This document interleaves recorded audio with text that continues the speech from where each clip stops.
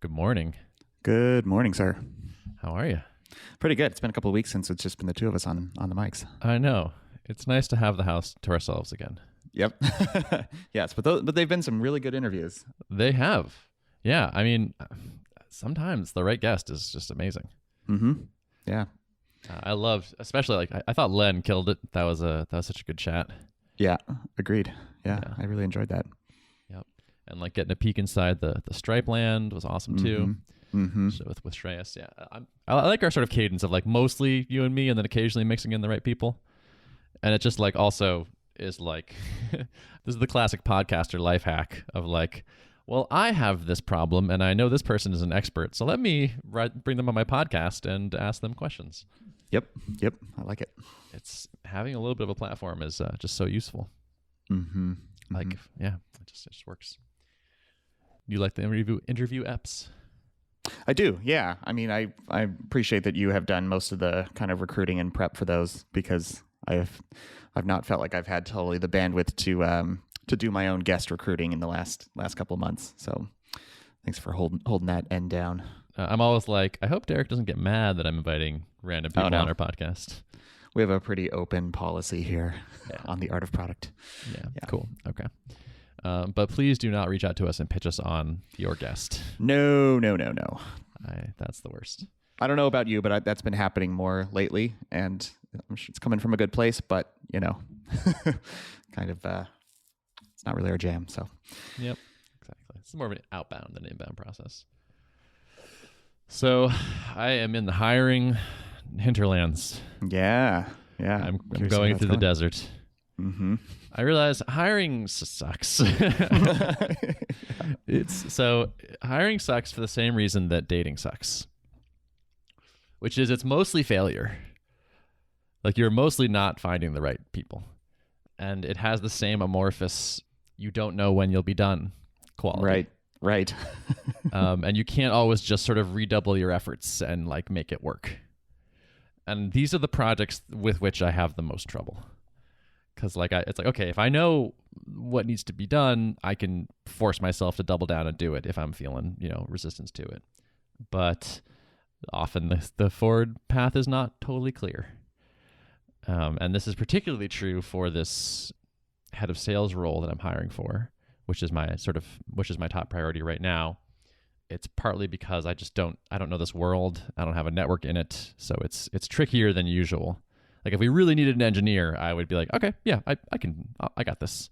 But this one's much, much more vague. Yeah. So are you doing this all on your own at this point, or have you enlisted the help of a recruiter or someone to handle that end of things? Yeah, it's changing. I thought I would talk a little bit about what I have done to try to tame this project. So the first thing was job description. And the job description actually was really hard. It sounds just write a job description, but it's well, there's so many questions that come up. It took me a lot of hours to do this, and it wasn't just writing really. It was more it's well, what do you want to hire? What is this person going to do? What should their title be? Well, the answer to that requires you to know a lot of things. Where do you want the company to go? Do you want to find someone who will just sort of do the individual contributor tasks that I don't want to do? Do I want someone to own the whole department and hire individual contributors? Could I see us with a sales team of 4 people? Do we like that? Is there opportunity there? But do you want to take that opportunity?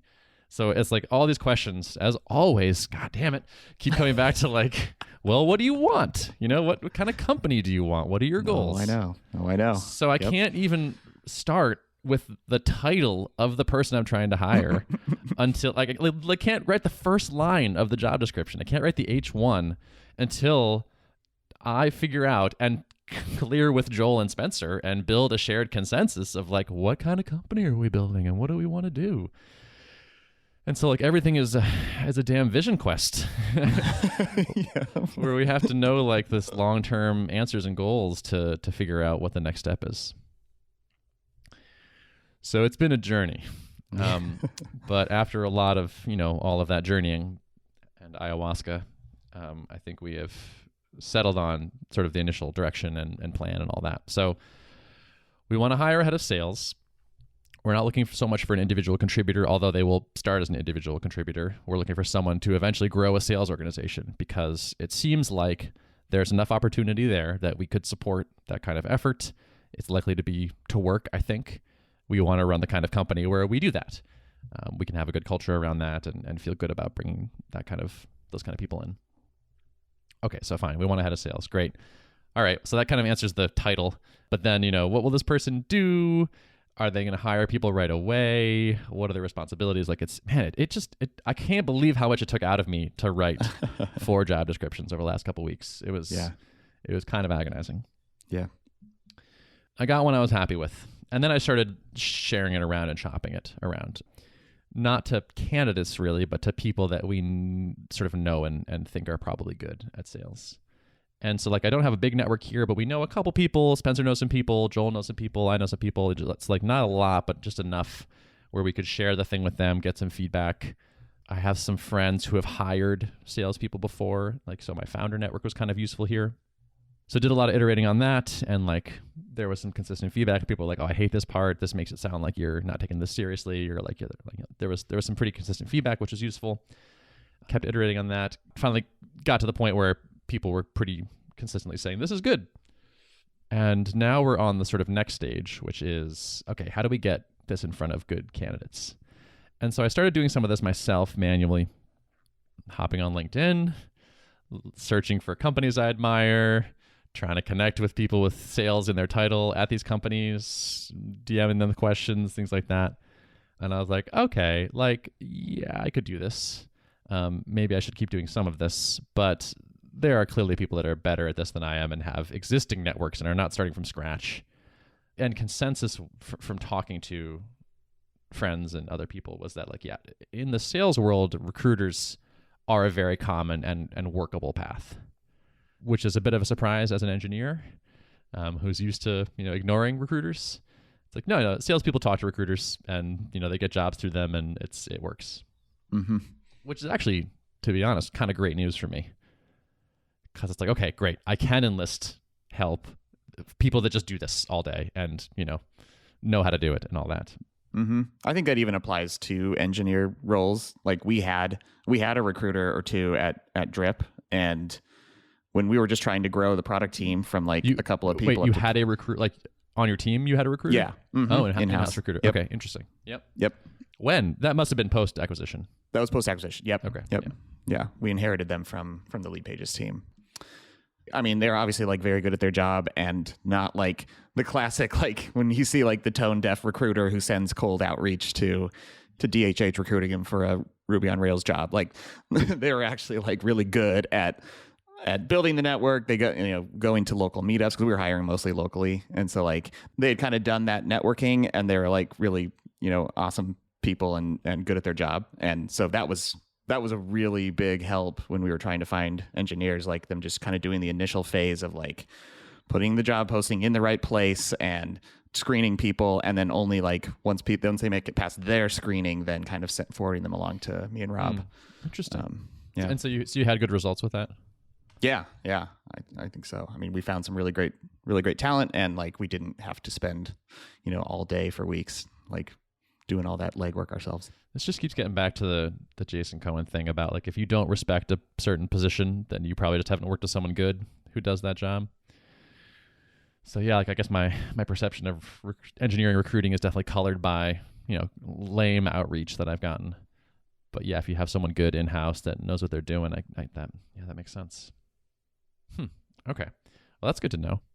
I would like to work with recruiters if this works, because I don't think my natural proclivities don't lend themselves to the type of long-term recruiting, stay in touch with people, send lots of emails, do networking kind of things so much. So yeah, so that's the phase we're at in the head of sales thing. I've scheduled calls with a few different people that do this that were recommended through my network.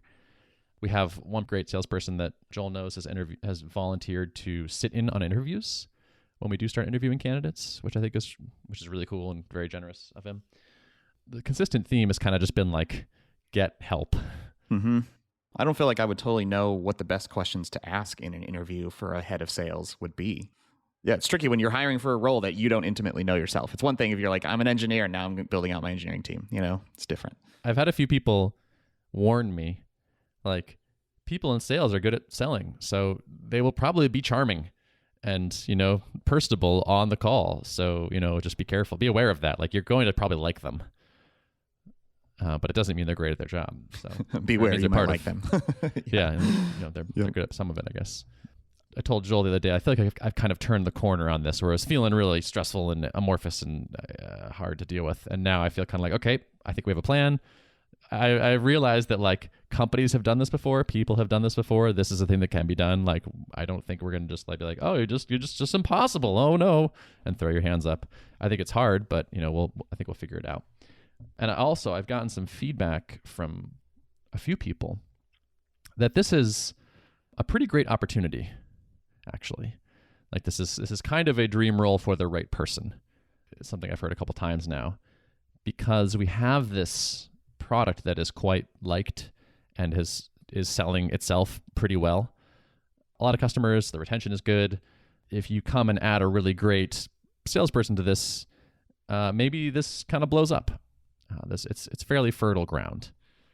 It also makes me feel like, okay, I'm doing a hard process, but I have allies and I can sort of recruit help in it. And the thing we're selling seems pretty good. Mm-hmm. Right. Yeah, there's low-hanging fruit here to capture for someone who knows how to take a really good product to a market and sell it. I feel like a lot of sales-driven products that are like software products that are really, really successful, they don't necessarily have like very good software. Like, it's just they're really good at selling it, and you happen to have like really high-quality software, and where you're deficient right now is in that kind of that sales piece of it. So yeah, I think it is a really good opportunity.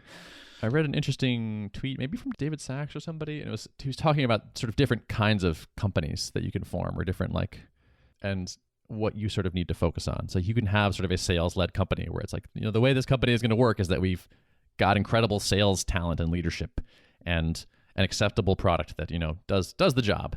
And, we win by outselling. But there's also like product-led growth kind of companies where it's like we make a great product, we focus on the product, we add sales, we layer on sales on top of that, and sell it in like a bottom-up kind of fashion.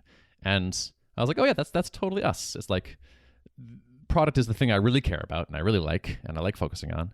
We've built a good product and we can layer sales onto that, and like we have this sort of bottom-up adoption, so we can kind of start with a couple devs at a company and work our way up and expand and do bigger deals. And the thing I want to focus on and the way I want to work is a tenable business model and works. So do you feel like primarily right now your main like sales need is handling like inbound, like companies that are reaching out to you and like clicking the call for enterprise pricing button?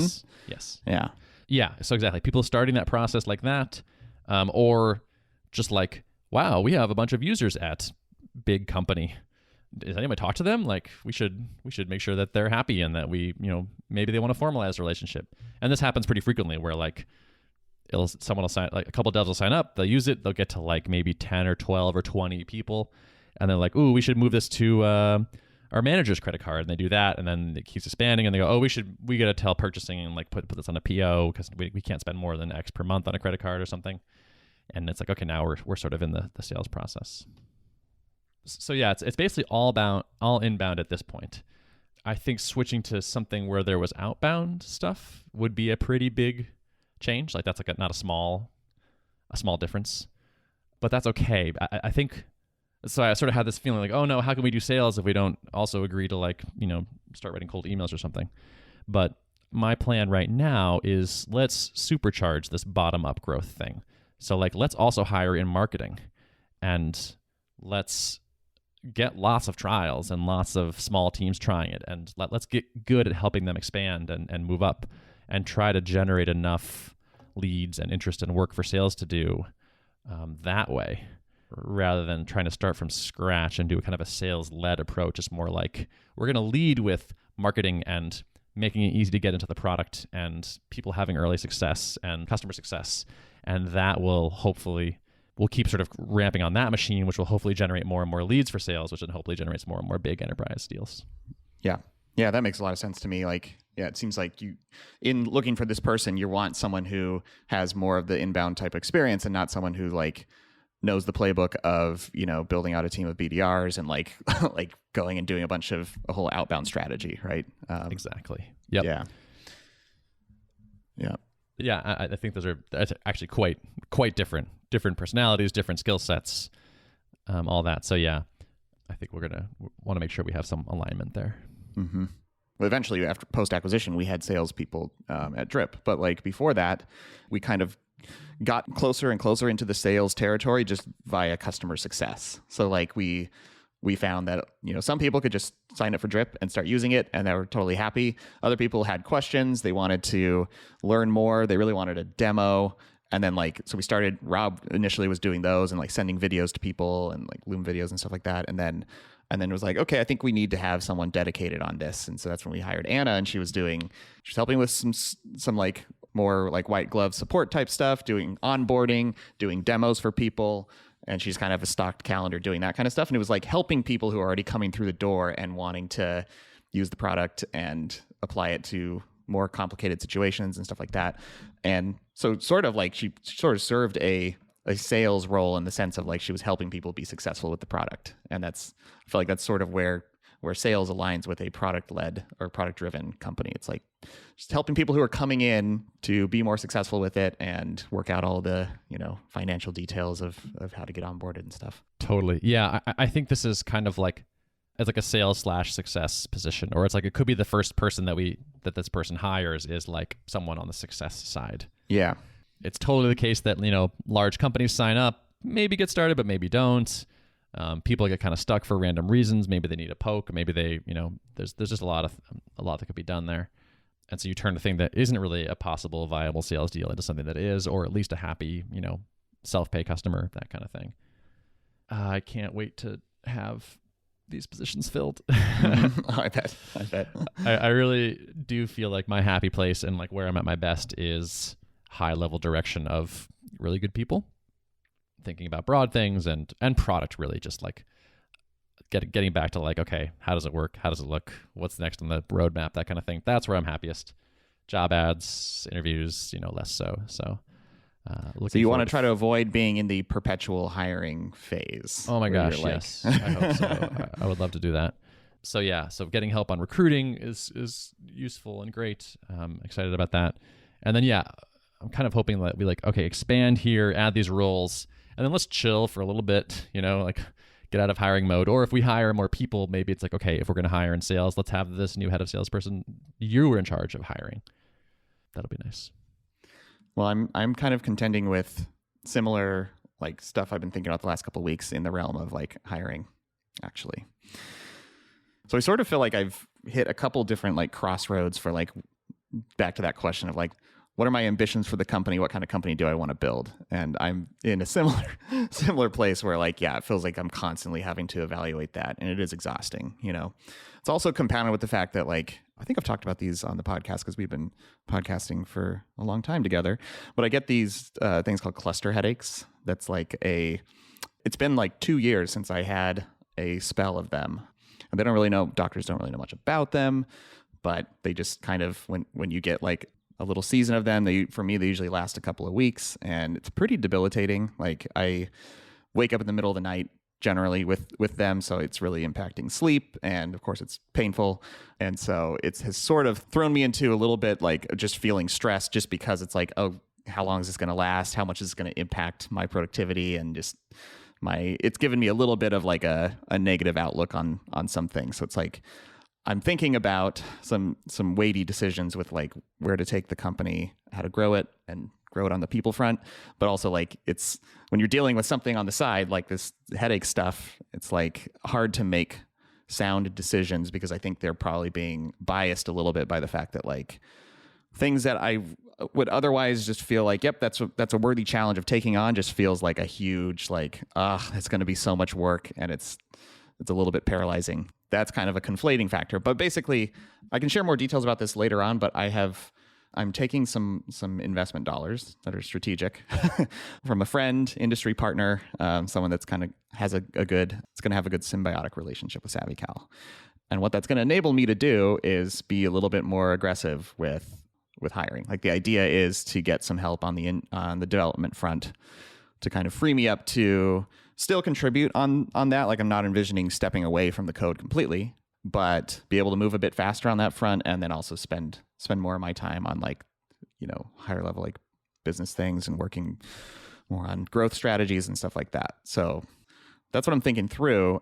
But I was kind of sitting, kind of trying to strategize on this a little bit. And I think I've been alluding to this for a while. Like my plan has been to try to stick with contractors only, like potentially do like what Rand Fishkin's doing, or kind of Sahil Gunroad, where it's like this kind of alternative model of like you hire people who are their own, companies of one, or freelancers or whatever. And it kind of keeps the relationship not quite as formalized, and you don't have to, it saves a lot of the headaches of HR and management in that respect, because you're just sort of like, we're just two businesses that are partnering together, working on this thing, and we're transacting. It's a simpler arrangement. And it's sort of what I'm doing with Corey right now. Corey's running his own thing, but he's also doing growth and marketing for me, and it's working well, right? And I was thinking about like the early days of Drip. It was just me and Rob. Started out like we would meet up in coffee shops. Then I would go, we would sit in his backyard on his back patio and work on stuff. Then we got a tiny little office that had a couple of big old whiteboards, and we would just like spend hours in front of the whiteboard, just like thinking through like where to take the product and shaping features and all that like high fidelity stuff that happens in that situation. We kind of averaged like 3-ish days together in the same room, 2 days remote, and it was always flexible. Like if we were traveling or whatever, like no big deal. And then we kind of slowly grew the team out, had a couple developers. Anna was in the office, and it was really, really fun. That was a really fun time, and it felt like the right thing for the business. And it felt like we were like, I'm trying to imagine going through that phase and being more in the, the 2021 style of working, where like everyone is just remote and you're always hiring people who are not in your same locale because you go where the talent is and not optimized for in person. And to me, that approach honestly just sounds a lot less fun. And it sounds like it might be a disservice to the company, like too, it's harder to facilitate that magic that happens when you're together in the same room. I'm feeling a pretty strong pull towards like, I actually think I want to try to find my first developer in my city and just go like more traditional, like, yep, you work full time for me. We sit in a room together a couple days a week, maybe get a co-working space, subscription somewhere nearby, and just kind of do it old school. Interesting. That's cool. Yeah. Are you just doing this because you don't want to pay for a Tuple subscription?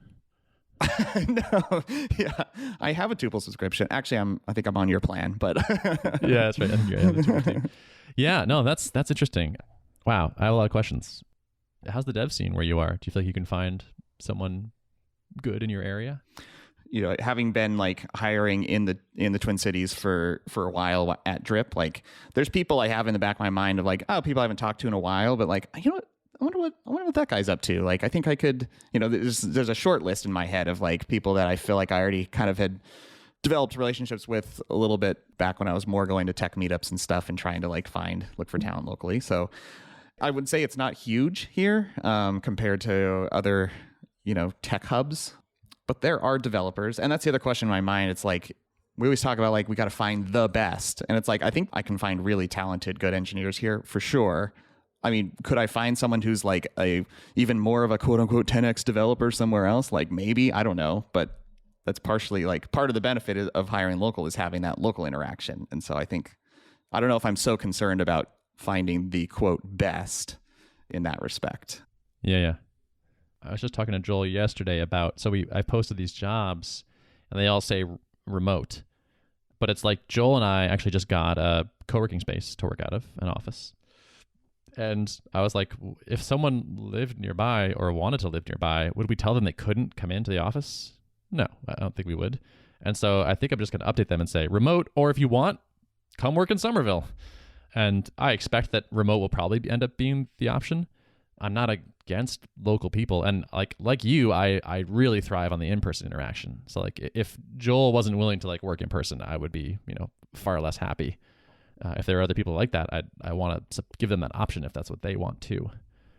I respect your decision. Mm-hmm. Mm-hmm. And I like that you thought about it and have decided kind of what you're trying to do and what you want. Yeah, I feel like it's pretty much a set decision at this point, but I haven't yet I'm still hovering on actually making steps towards doing that. I haven't fully locked in all right, let's start this process of trying to hitting up my network here and trying to start that process. I'm just I'm hesitating to do it because it feels like a bigger deal. This will most likely be an FTE, like a W2 position as opposed to a contractor. And that is a weightier decision for the other party too, to they probably have a really, sweet job right now that's paying them well. So to come work for me, I'm respectful of the weight that carries with it. And it is more a bigger deal than just a contractor relationship. So then do you think you will require all future employees to be in person? I don't know. I think doing hybrid is really hard. We contended with that a little bit at Drip. We mostly hired anyone new was pretty much in Minneapolis, but we still had some original team members who were in Fresno or the Bay Area, one guy in Oakland. It was very difficult because we would sit around a table and plan stuff, and then we would prop a laptop up and have them call in, and it was just it was not as smooth, and it always there was a pretty strong burden to think about how to sort of try to level the playing field so that they didn't feel like they were part of the other. And so we would do things like hold Zoom meetings where even though most of us were in the same office, we would just all get on the Zoom call so that we were all just a square on the screen and not Yep. Yeah, it's an interesting challenge. I'm most concerned about working with the core product team in person. I think the support function, I'm still feeling pretty optimistic about outsourcing that piece to a company where they handle the kind of the HR side and managing the actual people doing the support, and I just get to work with them. I feel pretty good about that still. I don't feel like support has to be in person, but for the people who are actually creating the product, I just think there's so many benefits to it. Joel and I are together in person. Spencer is almost always remote. Mikey is full-time remote. We are sort of hybrid-y, I guess. I agree hybrid presents challenges, but there's challenges with everything. Everyone remote is also a challenge. Everyone in person is also a challenge. So it's there's no perfect system here. So I don't know. I could see us being kind of hybrid-y. It's tricky. Yeah. One other thing I've noticed about myself, trying to be as self-aware as possible, being on Zoom calls is exhausting to me because for a lot of the reasons everyone has realized Zoom fatigue is a real thing, and I think probably partially being an introvert, it's it just sucks energy out of me to be on Zoom calls. And one thing in thinking back to my in-person team interactions, it didn't have that same effect. I think because it was just being in person is just different, and you still get a lot of the high fidelity benefits of what kind of Zoom is trying to replace for remote teams. But for me, it doesn't suck the life out of me. So it's I'm aware of that too, and it's hard to think about signing up for something where it's if we do want to try to have some of that higher fidelity communication, it's going to have to be through a medium that drains me. It's hard to commit to that, Yeah, totally. You're making me think deep questions. Yeah, and it's so funny as the world is increasingly shifting towards everything being default remote. It's kind of funny where I kind of feel like I've been in that realm for a long time, and now I feel like I'm almost starting to appreciate more the other side of it of actually I think there are a lot of merits to being in person.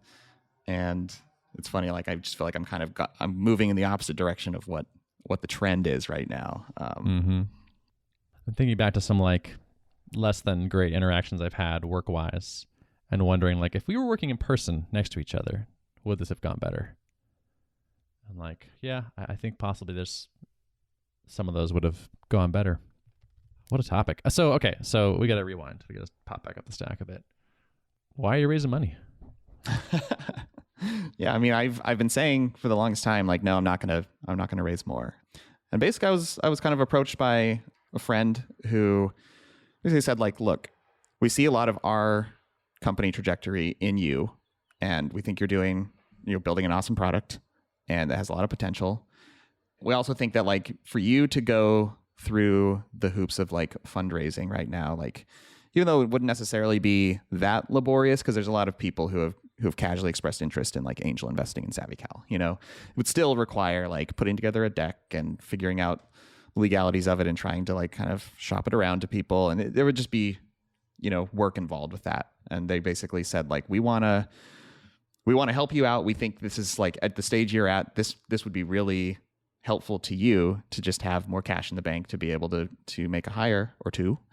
But we also know how big of a distraction like going out and trying to like proactively fundraise can be. And so I was like, you know what? That makes a ton of sense. And it also makes sense because incentives align. Like, I have plans to integrate with this product already. And so it's like, this really sets us up to be, striving towards the same goal of like, I think your customers would really like my product. I think my customers would really like your product, and we can grow together. And since they have skin in the game now, it just makes all the more sense. That was a big factor for me. If it was someone else who didn't have that strategic piece and it was just money, I would probably be much less compelled to do it. So I think that was a big piece for me, is like, it made sense on both of those fronts.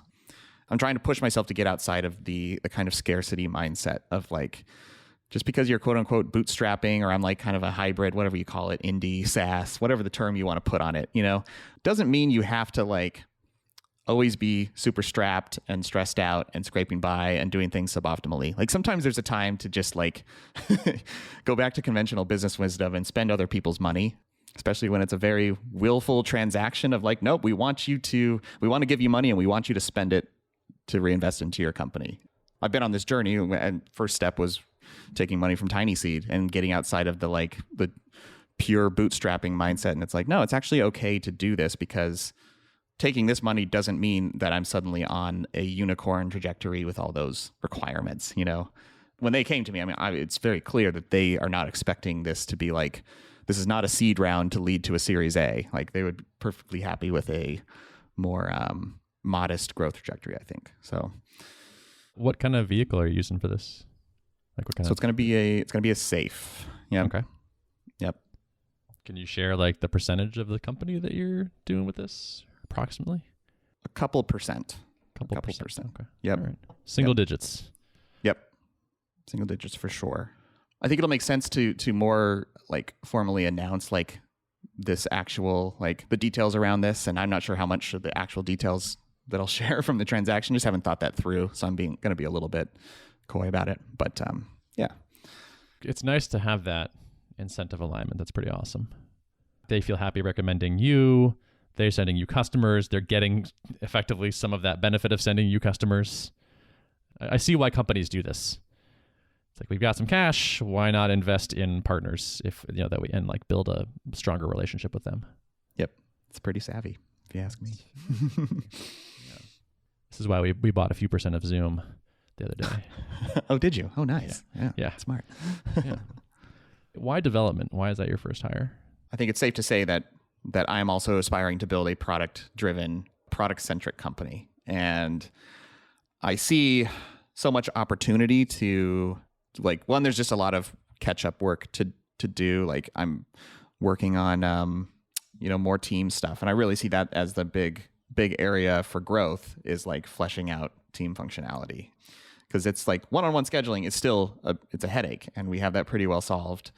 But it's like, it really gets interesting when you start thinking about like how to make many to many people be able to find times to meet together, and like covering like things like the round robin use case for sales teams or customer success teams. And like, that's where it gets interesting from the revenue perspective in terms of like, per seat pricing, expansion revenue, all that jazz.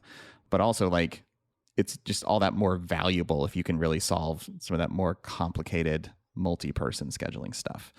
And all that is just it's kind of explodes in complexity when you start dealing with team stuff and permissions and on and on and on. It just gets more complicated. So there's a ton of work in that area. There's a bunch of integrations we want to build. There's more calendar integrations. So I can just see this massive body of work in front of me. And it's like, the faster I can get this stuff done, the better the product can perform in the market.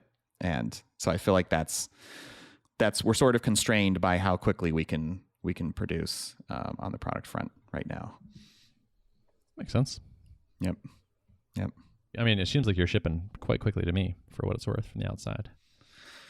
At least try to keep people's sense of momentum, who are watching, try to keep that up. Nice. Yeah. Speaking of which, we have a big release coming on Monday that I'm pretty stoked about. Ooh, nice. It's the 3-player mode. A lot of quality of life improvements in this release. I think it's going to be a good one. Very nice. Very nice. Yeah. Well, interesting things are happening. Yeah. Ongoing conversation, as always. Yeah. Cool. Good radio, I think. Yep. Cool. All right. Well, you want to wrap it up? Yeah, let's wrap it. Cool. Notes of the show. Notes of the show can be found at artofproductpodcast.com. Thanks for listening. See ya.